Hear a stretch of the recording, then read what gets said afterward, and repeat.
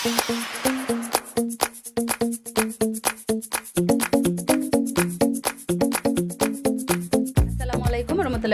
দর্শক, সবাই কেমন আছেন? আশা করি ভালোই আছেন। আজকে আমি আপনাদেরকে বাড়িতে তৈরি করে দেখাবো নানপুরি। তার জন্য বন্ধুরা এখানে আমি আটাটা যে মেখেছি এটা আমি আর দেখাতে পারলাম না, কারণ আমার পুচকোটা তাড়াহুড়া করছিল খাওয়ার জন্য। তবুও এটা 2 ঘন্টা রেস্টে রাখতে হতো, তো আমি 1 ঘন্টা রেস্টে রেখেছি। তো আমি কি দিয়ে মেখেছি ময়দাটা বলে দিচ্ছি। প্রথমে আমি 1 কাপ নিয়েছিলাম কুসুম গরম জল, ওর মধ্যে 4 চামচের 1 চামচ দিয়েছিলাম চিনি, 1/2 চামচ লবণ, আর দিয়েছিলাম 1/2 চামচ ইস্ট দিয়ে জলটাকে সুন্দর করে গুলিয়ে ময়দাটাকে ওখানে মেখে, আর তারপরে দিয়েছিলাম 2 চামচ সাদা তেল দিয়ে সুন্দর করে আমি ডোটাকে মেখে 1 ঘন্টার মতো গরম জায়গায় রেখেছিলাম। আমার পুচকুর তো আর তর্স হয়েছে না বন্ধুরা, ও খাবে বলে, তো আমি মাখাটা আজকে দেখাতে পারলাম না। এর আগে আমি আরও ভিডিও দিয়েছি নান রুটির বা বন রুটির যেইভাবে আটাটা মাখে সেইভাবেই আমি মেখেছি বন্ধুরা। তো আজকের আমার এই নানপুরির ভিডিওটা ভালো লেগে থাকলে চ্যানেলটাকে সাবস্ক্রাইব করে পাশে থাকা বেল আইকনটা প্রেস করে রাখবেন। ভালো লাগলে অবশ্যই একটা করে লাইক দিবেন, বেশি বেশি করে সবাই শেয়ার করবেন। তো চলুন এটাকে আমি একটু হাতের মধ্যে তেল লাগিয়ে ভেতরে বাতাসটাকে বের করে নিচ্ছি। দেখুন হাতের মধ্যে অল্প একটু তেল মাখিয়ে নিলাম, মাখানোর পর এর ভেতরের বাতাসটাকে আমি বের করে নিচ্ছি। আরও এখানে ফুলতো ডোটা খুব সুন্দরভাবে, পুরো বাটিটাই ভরে যেত, কিন্তু ও খাওয়ার জন্য খুব তাড়াহুড়া করছে বন্ধুরা, তার জন্য আমি দেখাতে পারলাম না আর রাখতেও পারলাম না বেশিক্ষণ। তো দেখুন এইভাবে আমি ভেতরে বাতাসটাকে বের করে নিয়েছি। এখান থেকে আমি এবারে ছোট ছোট লেচি কেটে নেব। তো এখান থেকে আমি এইভাবে কিছুটা করে মিশ্রণ নিয়ে নিয়ে লেচি কেটে নিচ্ছি। যত বড় আপনারা নানপুরির করতে চান তত বড় করে লেচিটা কেটে নেবেন, ছোট বড় করে। দেখুন এইভাবে করে আমি সবগুলো আগে কেটে নিই, তারপরে দেখাচ্ছি। তো বন্ধুরা দেখুন সবগুলো লেচি কাটা হয়ে গেছে। এবারে আমি এগুলো সাইডে সরিয়ে রাখছি। জায়গাটাকে এখানে আমি পরিষ্কার করে একটা লেচি নিয়ে নিচ্ছি। বন্ধুরা জায়গাটা পরিষ্কার করে নিয়েছি, অল্প একটু দিয়ে দিচ্ছি ময়দা এখানে ছড়িয়ে, আর নিয়ে নিচ্ছি আমি এখানে একটা লেচি। এবারে আমি এখানে বেলে নেব।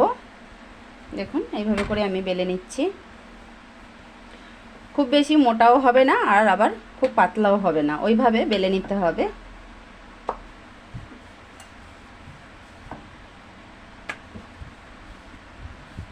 দেখুন আমি এইভাবে করে বেলে নিলাম। তো বন্ধুরা সবগুলো বেলে নিই, তারপরে দেখাচ্ছি। তো বন্ধুরা দেখুন সবগুলো এখানে আমার নানপুরি বেলা হয়ে গেছে। এবারে আমি চলে যাব চুলায়। তো বন্ধুরা চুলার মধ্যে আমি কড়াই চাপিয়ে জালটাকে জ্বালিয়ে দিলাম, আর এখানে আমি বেশ কিছুটা পরিমাণে দিয়ে দিচ্ছি সাদা তেল। বন্ধুরা তেলটা খুব সুন্দরভাবে গরম হয়ে গেছে। এখানে আমি একটা পুরি নিয়ে ছেড়ে দিচ্ছি। ছেড়ে দিলাম, আস্তে আস্তে করে এইভাবে একটু ঘুরিয়ে ঘুরিয়ে নিব, তাতে খুব সুন্দরভাবে ফুলবে আর ভাজাটাও হবে। দেখুন আস্তে আস্তে ফুলতে শুরু করছে।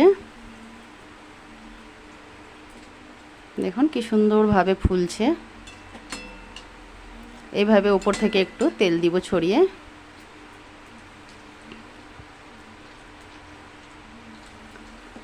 আস্তে আস্তে একটু চাপ দিব, তাতেই পুরো একদম নানপুরিটা খুব সুন্দরভাবে ফুলবে।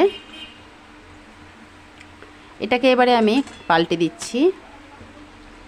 পাল্টে দিয়ে আমি এই পিসটাতেও এভাবে আস্তে আস্তে করে চাপ দিব, তাতে খুব সুন্দরভাবে ফুলবে আর ভাজাটাও খুব সুন্দর হবে। আর এতটাই নরম তুলতুলে হয়েছে বন্ধুরা দেখুন। তো এইভাবে আমি উল্টে পাল্টে ভেজে নিই, তারপরে দেখাচ্ছি। এটাকে এবারে আমি তুলে নিচ্ছি। দেখুন বন্ধুরা প্রত্যেকটা একদম এইভাবে ফুলেছে, কি সুন্দরভাবে ফুলকো ফুলকো হয়েছে, একদম দোকানের মতো। তো এখানে তো আমার সবগুলো একদম নানপুরি ভাজা হয়ে গেছে। এবারে আমি তুলে নিচ্ছি।